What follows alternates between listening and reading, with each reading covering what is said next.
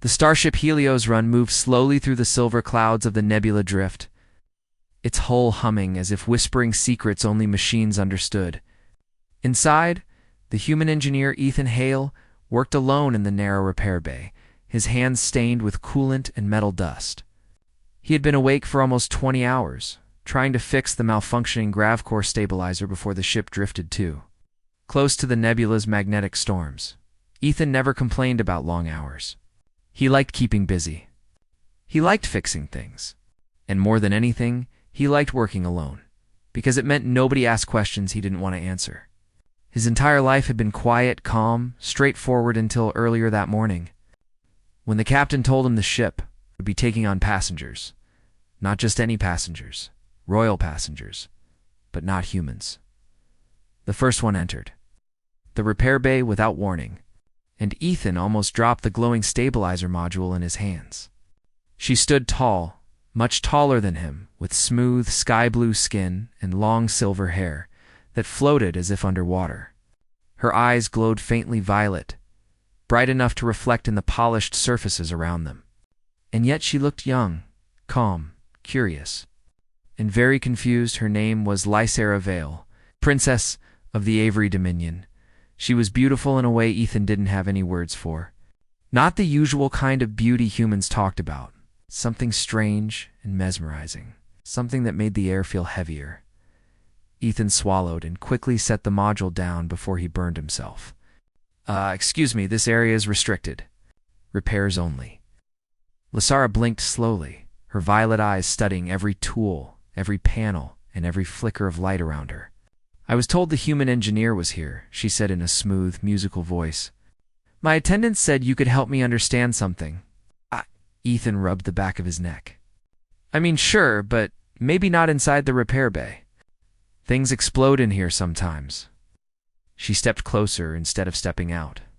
Humans are so small, she murmured, tilting her head as though examining a strange new creature. And yet the Union insists you are the finest engineers in this region of the galaxy. Ethan didn't know if that was supposed to be a compliment or a warning. What do you need help with? He asked, trying to sound professional. Lysera lifted a small metallic container. It floated above her palm, held up by a soft blue glow of energy. My bodyguard says this device is important for the diplomatic ceremony. But when I opened it, I saw something confusing. Ethan raised a brow. Confusing how? She tapped the container, and it unsealed with a gentle hiss. Inside lay a cylindrical device, smooth, silver, and slightly curved, about the length of Ethan's forearm. It hummed softly with internal energy, glowing brighter at the edges. Is that a neural bond implant? Ethan asked. Yes, she said softly. My people use it to form mental links with ceremonial partners. But when I asked how this bond begins, my attendants pointed to this device and told me, it must go inside you. Ethan stared. Lysera stared back, and suddenly her eyes widened, her face turning a bright violet blush. Inside? Me, that. She pointed at the device, as if it had personally offended her. Impossible. Too big. Too sharp. How would a being, even human or otherwise, insert such a thing? And where? My attendants refused to explain. Ethan felt heat crawl up his neck. Oh, okay, so first thing. It's not literal. Lysera blinked twice. Not literal? Yeah, it doesn't physically go inside your body. It's symbolic. When humans read these old Avery texts, we realized your people use metaphors your translators don't catch. Lysera slowly lowered the container, still blushing. So, you were telling me I panicked for no reason? Well, Ethan said carefully, your attendants could have explained it better. She sighed with deep embarrassment, covering her face with one hand. I nearly stormed the bridge demanding answers. I thought the Union was mocking me. Ethan tried not to smile. Happens to everyone. It should not happen to a princess, she mumbled. He didn't know why, but her frustration looked cute, charming. It softened something in him he didn't expect. She looked around again, taking in every detail of the repair bay. May I stay here for a moment? She asked quietly. I do not enjoy being surrounded by guards all day. Ethan hesitated. It's not the safest room. I am not fragile, she replied, crossing her arms, judging by the faint glow shifting under her skin. She probably wasn't. Fine, he said, stepping back to his project. But no touching anything that hums, glows, or sparks. She nodded and watched him work. The quiet stretched between them, but not in an uncomfortable way. Lysara seemed genuinely interested. Her eyes followed every motion of his hands as he adjusted cables and recalibrated circuits. Humans have steady hands, she murmured. That's good, Ethan replied awkwardly. Otherwise, we'd blow up a lot more. You work without fear, she said, watching a burst of sparks fly near his wrist. That's just because I've done this 1,000 times. She stepped closer. But you do not have energy shields, or bioarmor, or neural reflex enhancers. And yet, you put your hands into dangerous machines like it is nothing. He shrugged. Someone has to do it. She seemed genuinely impressed, which made Ethan more nervous than the electrical arcs shooting across the stabilizer. Princess Lysara. You may call me Lysara. That's probably not allowed. I allow it, she said simply. Ethan almost short-circuited the stabilizer again. Lysara paced slowly around the bay, studying everything with both fascination and caution. When she approached the massive gravcore housing, she paused, her eyes narrowing at the strange patterns of light rippling through it. What is this? She asked. That. Ethan walked over. That's the heart of the ship. The gravcore. It keeps our trajectory stable. But right now, it's overheating. Overheating how badly? Bad enough that if it fails, we lose gravity and drift uncontrollably, and bad enough that you must repair it alone, she asked, disbelief in her voice. Where are the rest of your engineers? Ethan swallowed. There are no rest. I'm the only one. She stared at him, stunned. One human maintains an entire starship's stabilizer system. He nodded. That is reckless and foolish. And irresponsible of your captain, Ethan sighed. You sound like my last supervisor. Your last supervisor was wise. My last supervisor fired me. She went quiet for a moment. Why? Ethan shrugged. He didn't like that I questioned his decisions. He said humans don't get to challenge alien specialists. Lysara looked at him as if she couldn't believe such a story. But your work is precise, focused, honest. How could anyone dismiss you? Life's unfair, Ethan replied, returning to the core housing. Lysara's expression softened. She approached him slowly, her footsteps almost silent. For a moment, she watched him work again, her violet eyes gentle. Then she asked in a low voice, May I try? Ethan froze. Try what? Assisting you. He blinked. What exactly do you think assisting means? She raised her hand, and a soft energy glow formed around her fingers. I can stabilize the outer layer while you patch the internal leak. Avery energy control is far more precise than human tools. Ethan hesitated. He had never worked with an alien, much less a princess side by side in a dangerous repair process. But he saw the sincerity in her eyes. She wasn't trying to impress him. She genuinely wanted to help. Okay, he said slowly, but you have to follow every instruction exactly. She nodded firmly. He placed her where she needed to stand, guiding her hands to the right position. Her palms hovered a few inches above the gravcore shell, blue energy shimmering out like warm light. That's good, Ethan said. Hold it steady. Don't let it pulse. It can handle far worse. Then pulsing energy, she said softly, a gentle hum, filled the room as the core stabilized slightly. Under her pressure, Ethan opened a panel and reached into the glowing circuitry. Sparks bit at his fingers. Heat brushed his skin. The inner stabilizer began to vibrate violently. Lysara held tighter. She concentrated, her silver hair glowing faintly. I am trying. The vibration increased, shaking the entire bay. The lights flickered. A low alarm echoed through the room. Ethan gritted his teeth. If this thing blows, the two of us are dusts. So please just a little more. Lysara's energy flared, brighter and stronger. Her voice came out tight and strained. Hurry. The stabilizer surged. Ethan jammed the new circuit into position, locking it in place with both hands. A burst of light exploded outward, drenching them in a wave of heat and then everything went silent. The grav core settled. Its glow faded back to normal levels.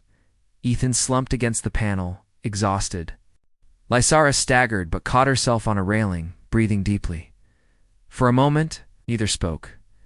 Then Lysara whispered human. That was dangerous. Ethan chuckled breathlessly. Welcome to engineering. She looked at him with something different in her eyes now. Not curiosity, not confusion, but respect. Maybe even admiration. Then she leaned close, her voice barely above a whisper. When you placed my hands on the core earlier and said it must stay steady, I thought you meant that device in the container again. Ethan blinked, then burst out laughing. I promise I won't make you panic twice in one day. She blushed again, but this time she didn't hide her face. Instead, she looked at him and said softly, Ethan Hale, you are not what I am somewhere outside the repair bay. The Helios run drifted safely onward. Its grav core stable again for now. What neither of them knew was that this small moment of teamwork was only the beginning of something far bigger. The Heliosron glided through the nebula drift with renewed stability, but the silence inside the ship felt heavier than usual. Ethan walked down the hallway with tired steps, still feeling the lingering warmth of energy burns across his fingers. The repair earlier had drained him more than he expected, but his mind wasn't on the burns. His mind kept replaying the moment Lysara steadied the grav core beside him. The glow around her hands, her whispered panic about the device, and the way she had looked at him afterward as if seeing him not as a human worker, but as someone worth noticing. He shook the thought away. Princess noticing someone like him was impossible. She probably already forgot about the whole thing. Yet when the lift doors slid open, Ethan found Lysara standing inside, alone. Her silver hair floating around her like a soft halo. She looked surprised to see him, but not in a bad way. You, she said quietly. I was looking for you. Ethan blinked. Why? She stepped out of the lift, closer than he expected, and the faint scent of starlight and cool air followed her. The ship's council has summoned me to the diplomatic chamber. They want an update on the malfunction. Her voice softened. I do not want to go alone. Ethan frowned. You have guards. They are not the same, she replied. They follow orders. You helped me because you wanted to. He didn't know how to answer that, so he simply nodded and walked with her as they moved through the corridor. Aliens from different species stared openly at the sight of a royal Avery walking beside a human engineer. Some whispered. Some bowed. Some simply looked confused. Ethan kept his eyes forward, pretending not to notice. When they reached the chamber doors, Sarah placed a hand on his arm, stopping him. Her touch was warm, softer than he expected. Before we enter, she whispered, You must allow me to explain something. The Avery court is strict. They value purity of tradition.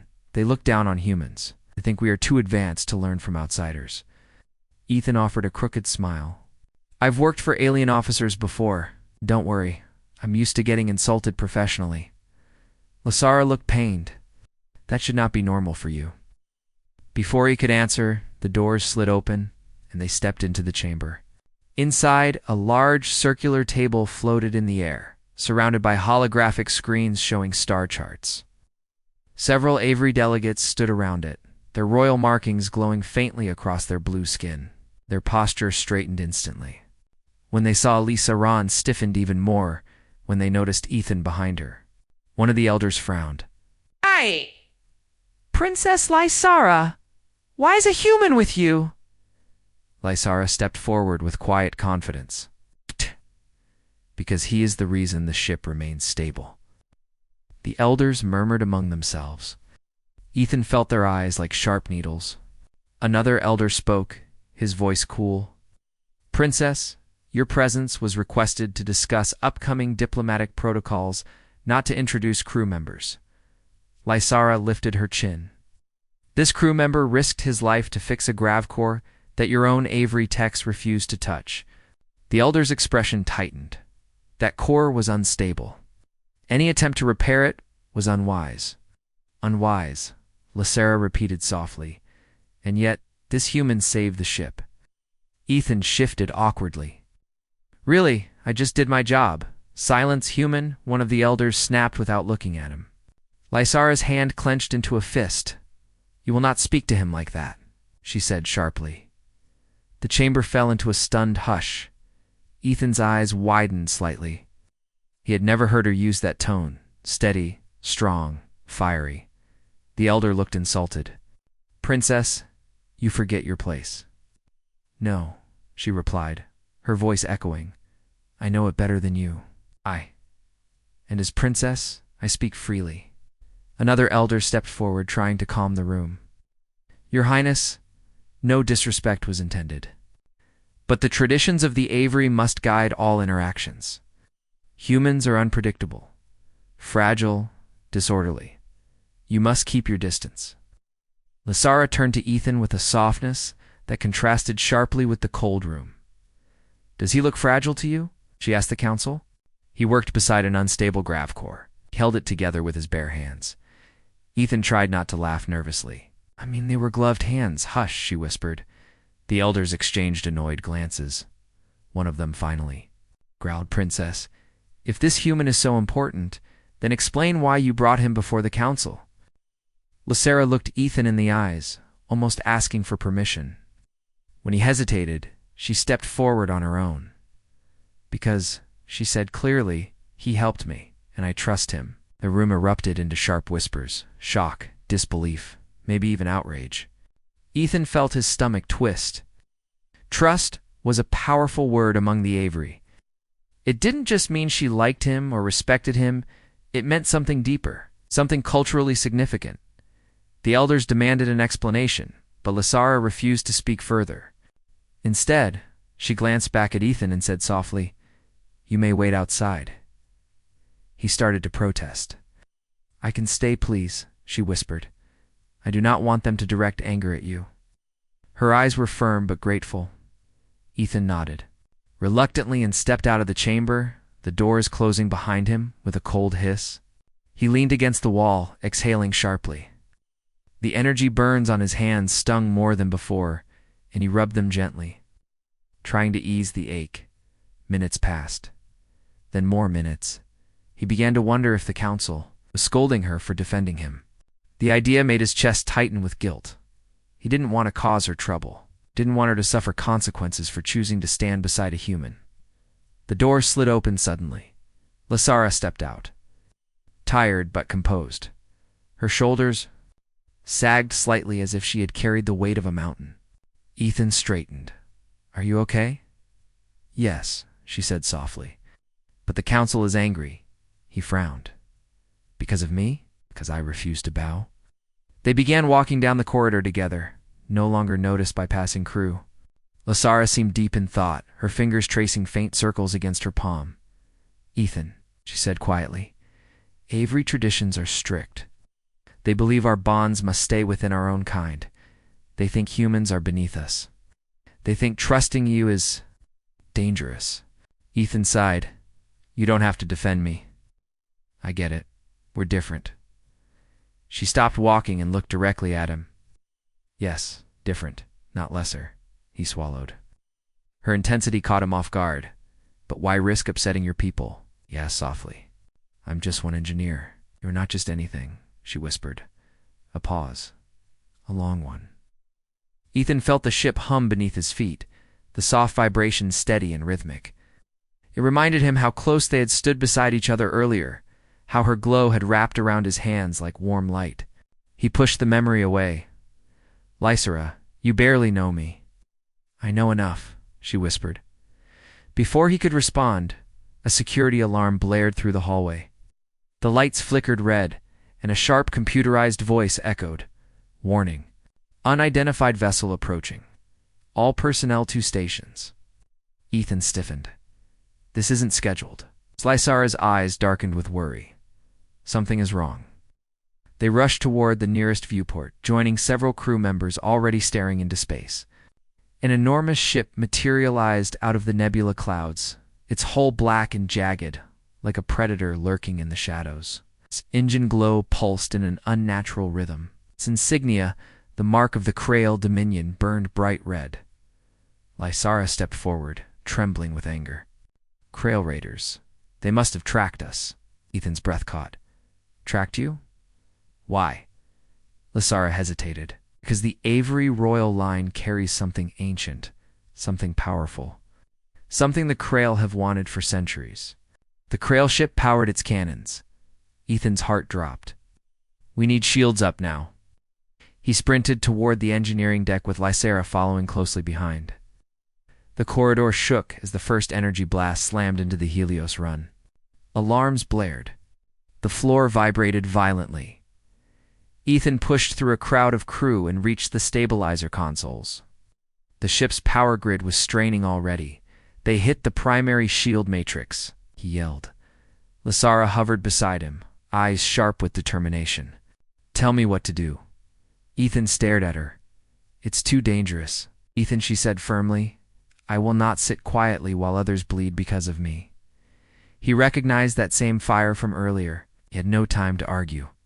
Fine, he said. You hold the secondary capacitors steady. I'll reroute power manually. She placed her hands over the glowing nodes. Blue energy flowed out of her palms, stabilizing the flickering circuits. Ethan reached into the power housing and pulled hard on a lever, redirecting energy into the shields. The ship shook again, a direct hit. Lysara flinched but held her position. Ethan, she called over the alarms. The Krail want me alive, but they do not care about the humans aboard. They will destroy the ship if they must. Then we don't let them, he growled, tightening a clamp. She watched him with something like awe. Even while the ship trembled around them, even while danger grew closer, Ethan worked with calm intensity. How do you stay so steady? She whispered. He smirked. You told me humans have steady hands. She almost smiled, even in the chaos. But the moment broke as the ship took another blast. Sparks rained from the ceiling. Ethan swore. Lysara, brace. The power grid gave a violent shudder, throwing both of them to the floor. Ethan hit the ground hard. Lysara slid beside him, landing against. She nodded, hair falling into her face. Yes, but the shields will not last. He looked at her, really looked at her. Her eyes glowed with fear, but also trust. She trusted him again. More than any.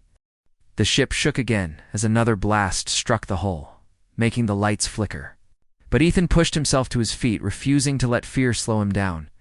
Lysara rose beside him, breathing hard, her silver hair glowing faintly from the stress of channeling energy earlier.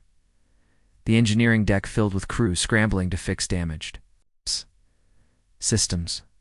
Some shouted orders, others dragged injured officers to safety, but all of them moved with visible fear. Krail raiders were known across the galaxy for cruelty and destruction. They didn't negotiate unless it benefited them. Ethan hurried toward the emergency toolkit, grabbing insulated cables and a portable shield amplifier. Lysara followed close behind, her worry clear. Ethan, she whispered, even if we stabilize the shields, the Krail will not stop. They want me. They want the Sereth core inside me. Ethan paused. Inside you? She nodded, placing a hand over her chest. Every princess of the Avery royal line carries it. Not physically. It is merged with our life energy at birth. It allows us to protect the Dominion in times of crisis. He stared at her, realization hitting slowly. And the Krail want that power for themselves. Yes, and if they take me, they will rip it out. Her voice trembled, and I will not survive. A cold anger rose inside Ethan, stronger than any fear he felt for himself. Then we keep them as far away from you as possible. He motioned toward the secondary power console. I'm going to reroute emergency power manually. You keep the capacitors steady. If they overload, everything explodes. Lysara nodded, placing her glowing hands over the nodes again. I trust you. He didn't respond, but the way he worked, the speed, the focus, the determination showed he felt the weight of her trust deeply. The ship shook violently again. The crew braced themselves. The lights went red as the Krail ship sent an override signal. trying to hack into the Helios-Ron's security systems. Ethan cursed. They're trying to disable the shields. He pulled off a panel and began reconfiguring the power flow with trembling fingers. Lasara, hold steady.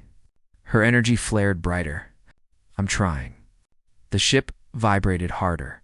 Sparks shot across the floor as the Krail Raiders found a weak point in the shield matrix and fired directly into it. The console beside Ethan exploded in a burst of heat, throwing him to the ground. Ethan. Lysara dropped beside him instantly, hands glowing over his shoulder. Are you hurt?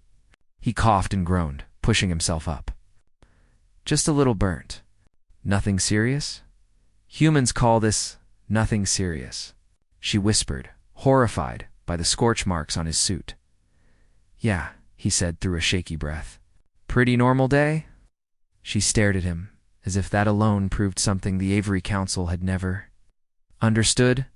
Ethan shook off the pain and reached for another set of cables. We're not done yet.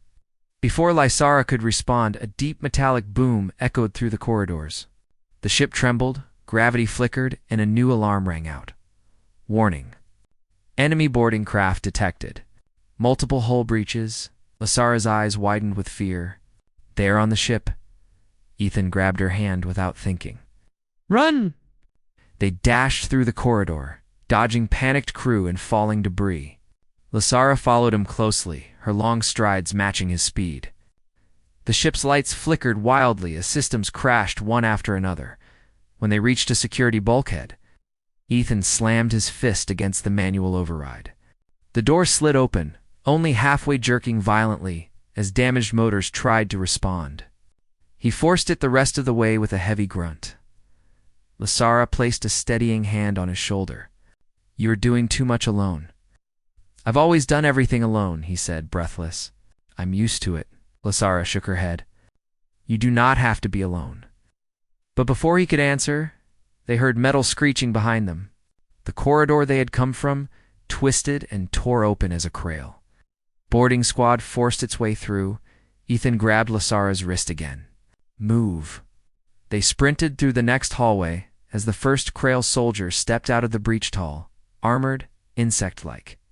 With glowing red eyes that locked onto Lysara instantly, target identified, the alien growled.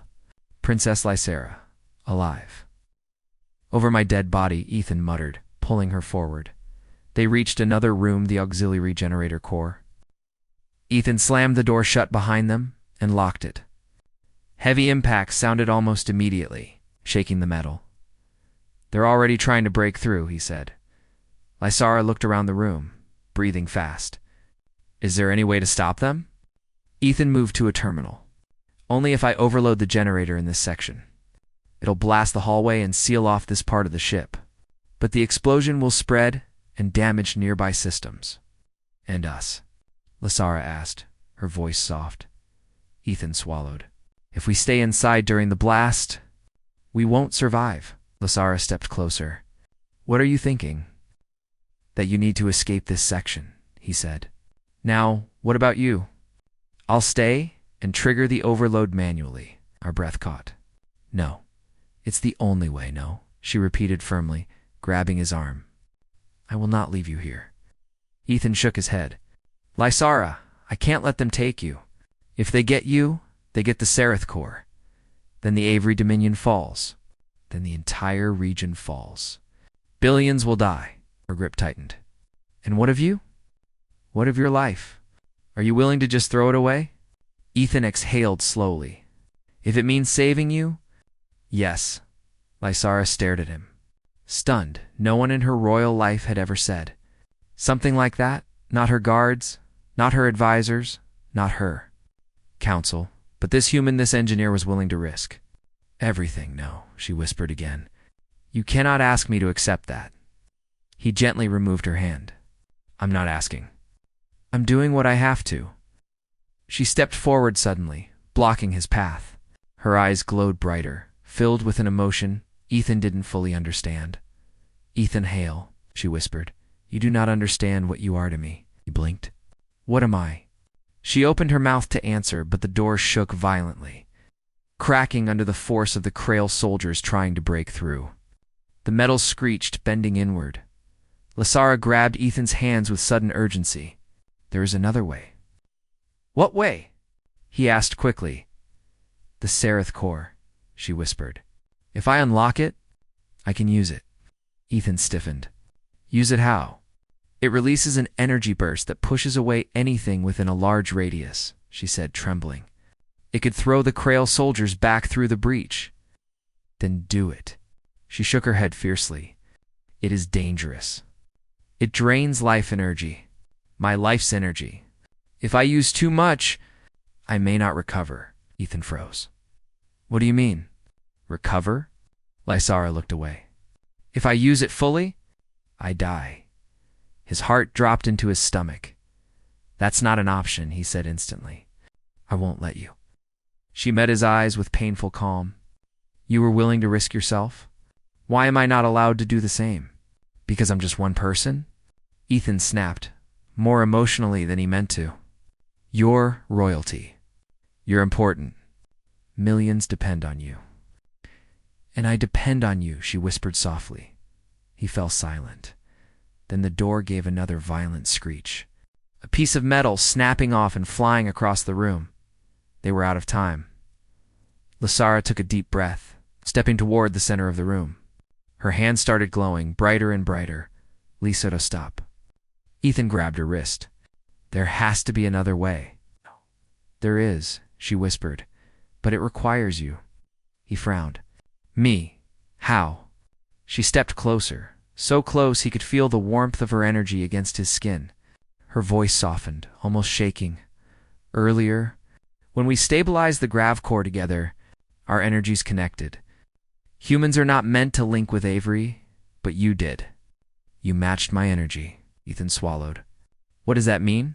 It means, she whispered, I can share the strain. If we release the Seraph core together, you take half the burden. He stared at her, and the other half. I survive, she said. And so do you. The door cracked again. A Krail soldier's claw forced through a gap. Ethan looked at her glowing hands, then at the door, then back at her. Are you sure? He whispered. Yes, she said, voice trembling. But you must trust me. He took her hands without hesitation. I do. Her violet eyes widened, shocked, relieved, emotional. Then she placed his hands over her heart. Where the Seraph core glowed beneath her skin, a wave of warmth flooded through him. Light flared around them, swirling like a storm. Ethan gritted his teeth as pressure built in his chest, but he didn't let go. Stay with me, she cried. I'm here. He shouted back. The door burst open, just as a brilliant shockwave exploded outward from the princess and the human light filled the ship. The Krail soldiers flew backward, thrown through the breach like leaves in a hurricane, and Ethan and Lasara collapsed together. The energy finally fading as the shockwave settled, the ship quieted. The Krail ship, pushed far into the nebula, retreated instantly, engines flickering with fear. The Heliosron was safe, but Lysara lay still against Ethan's chest, her breathing faint and weak. He gently cupped her face. Lysara, hey, stay with me. Her eyes opened slowly, glowing faintly. Ethan, I'm here, he whispered. She smiled weakly. You humans really are stronger than we believed. He held her as she breathed softly, her strength returning slowly as the remaining crew ran toward them, because for the first time in Avery history, a princess had shared her life energy with a human and survived. Their bond was no longer a misunderstanding, no longer a surprise. It was real, and nothing, not councils, not raiders, not ancient traditions could deny it anymore.